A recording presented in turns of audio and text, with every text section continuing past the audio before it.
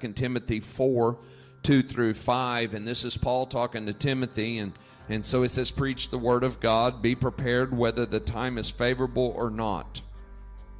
Patiently correct, rebuke, and encourage your people with good teaching.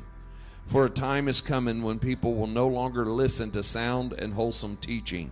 So I'm going to receive that from Paul speaking to a young pastor. He's given him this encouragement that continue to teach and to preach the truth every time that you have the opportunity, even if it doesn't look favorable.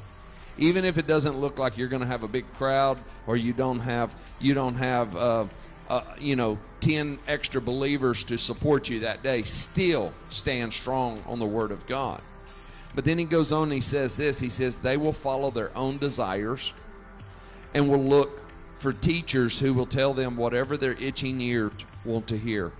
They will reject the truth and chase after myths.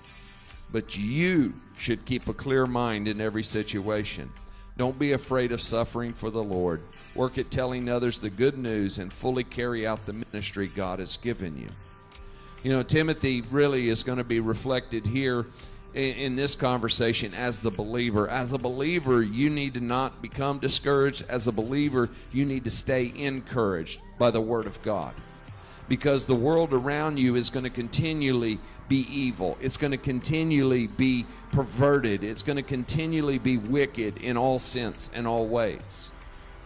You're going to have to stay encouraged. How are you going to be encouraged? You're going to have to get in the Word of God. You're going to have to be strong in the Word of God. You're going to have to be willing to stand for the truth when the truth is not popular. You're going to have to understand that more people are going to pursue their selfish desires than pursue God.